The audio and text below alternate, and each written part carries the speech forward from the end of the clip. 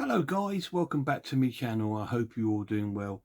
It's Joffrey Noodle Legs here again today with another horror video. Now this one I've called More Great Horror Movies That Don't Get Mentioned. As you may remember, a week or so ago I did a video called Great Horror Movies That Never Get Mentioned. Well, because there was loads of them, I've just picked out a dozen or so more that I think deserve a mention and don't really get sort of talked about. And if more people talked about or knew about these films, they would probably watch them and might enjoy them. So I'm going to go through a few of them today. The first one I'm going to be talking about is one called Lovely Molly. I really like this film. This is made by the makers of Blair Witch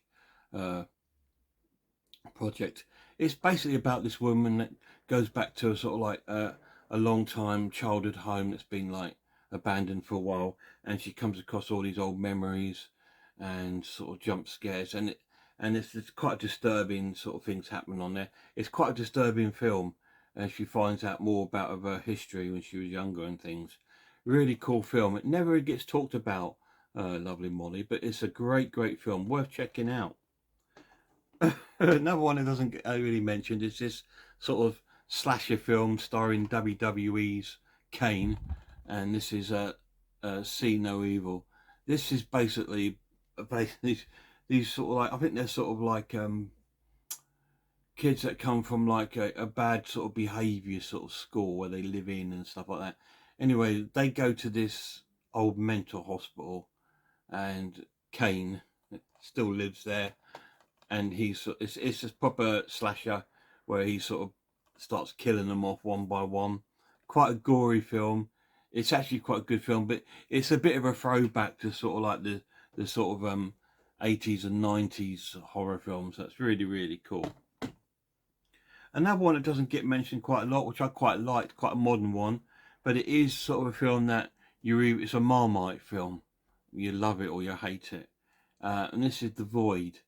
It's really cool. It's sort of like a bit of a Lovecraftian sort of story with the creatures in there, but it's also a little bit like Silent Hill.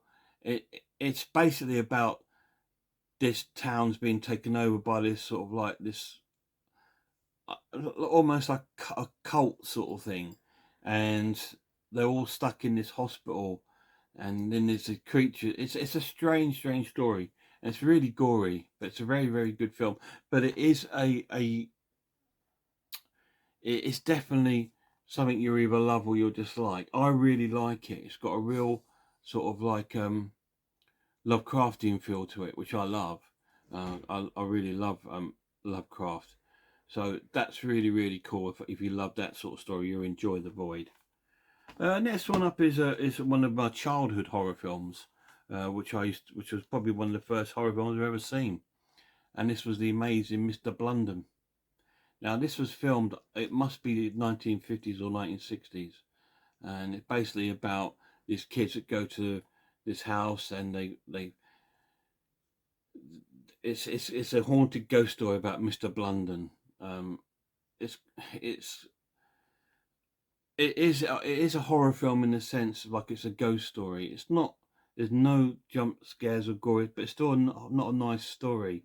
It's about the history of, like, I think the house was burnt down by the staff there, and the ghost sort of tells them what's happened, who killed the kids that lived there before them, because the two kids befriend two other kids that are ghosts, that lived there before, and they're trying to, and they pretty much tell them who started the fire that killed the family that lived there. And it's a really cool film if you've not seen it. It is a children's film. It's a certificate U, but I still class it as a horror film, because it's a ghost story and it is quite haunting, and I really still enjoy watching that. So that's in there. So the complete opposite to that, Eli Roth's Green Inferno. You can't get more opposite. So this is a cannibal film.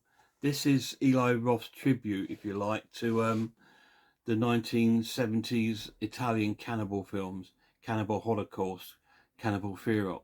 It's his sort of tribute to him. Now, it is a disturbing watch.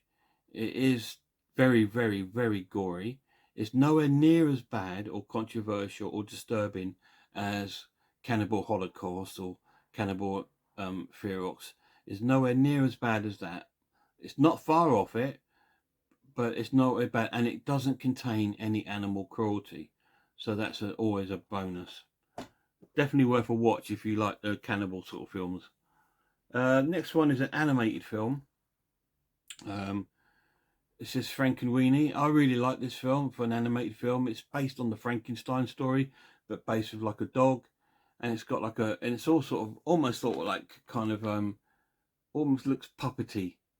And I think that adds to the creepiness of the film, and that's what I like it, 'cause it's actually quite creepy for a Disney film. It is a Disney film, but it's quite creepy. There are some quite cool animated horror films like this, and I do have a fair few, so there could be another top 10 on the way, guys, animated ones. So who knows? But this is quite a really good film, and I think it's underrated. It's a it's a PG, but it does have an adult themed story to it. So if you love Frankenstein, you can watch Frankenweenie, and it could be a good way to introduce your kids to horror. Next up, again, complete opposite to that, we have The Ruins. Now, this is based in like these tourists go to this Aztec temple, and it's sort of like booby trapped, and it's all sorts of things there, and there's the local Aztecs sort of hover around the outside. They're stuck inside the temple and can't find they can't get out, because if they do get out, they've got the Aztecs outside that are sort of waiting for them. It's a really cool film. It is extremely gory as well. Really underrated horror film. Don't hear anyone talking about this, and I don't know why, because I love it. Another slasher next with Megan Fox. Don't hear it get mentioned a lot. This is Jennifer's Body. It's a strange cover, this one. It's got like a it's, if you can see it, it's really strange. It's really cool. It's a great little slipcase, this. And there's the normal one. Look, I've got a slipcase. Yeah, it's a slasher film. A band comes to the local town who sort of like a little bit devil worshippers, and they sort of like, she gets involved, Jennifer, and then she sort of becomes sort of like demonic and starts killing around the town, the villagers and around the town, and her best friend and that are trying to stop it from happening. It's a really cool watch. It's a great teen horror flick, and I recommend watching that if you like teen horror popcorn movies. Jennifer's Body. It's awesome. Really good film. Another one I don't get here mentioned very much is a revenge movie starring Kevin Bacon, and this is Death Sentence. This is a really cool film. His son gets murdered, and it's him pretty much going on a revenge of his son's death. And it's really cool. It's extremely gory and violent. It is from the creators of Saw, so you can see it's going to be quite a violent film. And it is extremely violent. Really good film though.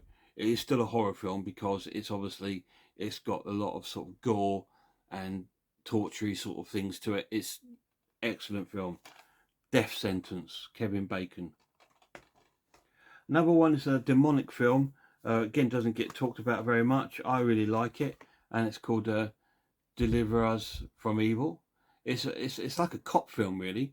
It's about these cops investigating these sort of demonic things that are going on, and it's like that. It's got cop wound, but it's a demonic film, but with cops investigating. So if you like sort of cop investigation films, like I don't know, Death Wish and all these sort of films that are sort of like police investigating, you'll like this. Or if you like Seven, that sort of film, but this has got more of a demonic tone to it. It's a really good film, quite an interesting watch. Another one I want to hear anyone talk about, a film with Ethan Hawke and William Dafoe and Sam Neill. It's a vampire film, and it's called Daybreakers. This is like a modern sort of vampire one, because they're quite it's not like your traditional sort of gothic vampire. It's like a modern one, and they're kept under secret. And it's a really good film. It's really well acted. It comes with a really nice slipcase, so I don't feel ripped off. Yeah, so it's really cool. I enjoyed this film a lot. It's got a different take on the vampires, and if I do a top 10 vampire films, this will be in it. It is a modern twist to the vampire film. Daybreakers. Next one is a strange one by Eli Roth, and it's Aftershock. It's just sort of like supposed to be post like an earthquake sort of thing, and it's a strange film, but it gets really really gory, uh, and it's quite horrific. So it is about the aftershock of like an earthquake, and it's horrible, but it's definitely worth a watch. Aftershock. Don't hear anyone talking about that. This one I've seen a couple of people talk about, but it needs a little bit more love. And it's As Above, So Below. This is based about a group of people going down to the French catacombs, and they get sort of caught in a loop, get lost down there, and they're sort of caught in a loop, and there's some sort of evil powers down there, and it's a really cool modern film. Again, most of these are modern films.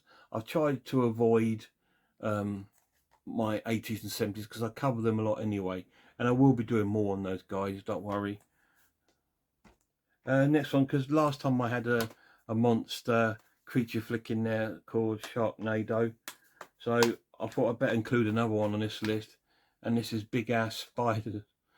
Okay, so this is this huge giant spider. That, how cool is that? Yeah, it's about a big ass spider. It's hilarious, and it is very entertaining. It's like Sharknado. It's nothing you can take serious. It's just a popcorn movie that's just fun to watch and have a bit of a giggle with your mates with over some beers. That's Big Ass Spider. I'll tell a lie. This one is an older film. I don't know why it's managed to slip in here, but this is a Bloody Birthday.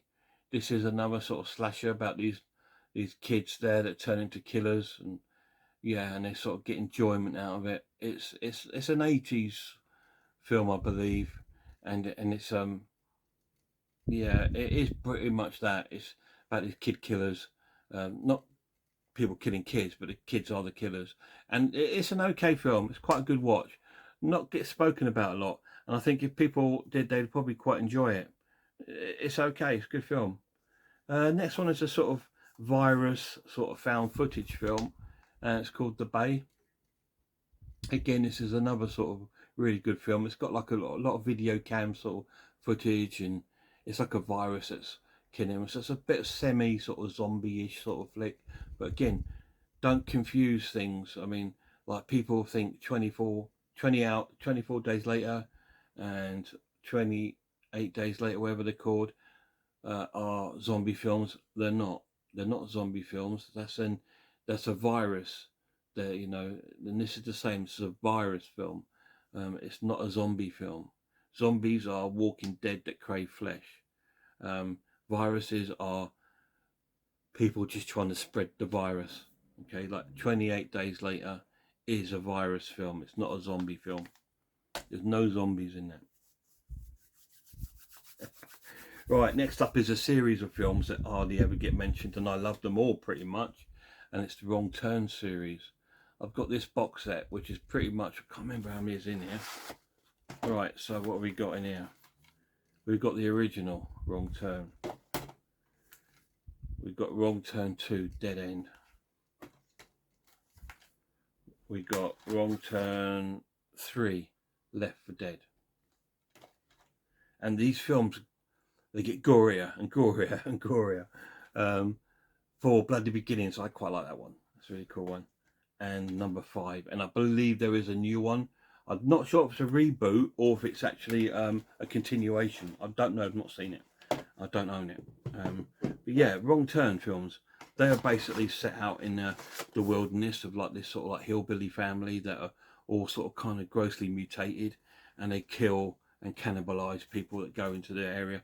It's one of those typical films, but it's got a bit of a sort of 70s, 80s feel to the films, which I love. So if you love films that are like Chainsaw Massacre, anything like that, you're going to love Wrong Turn.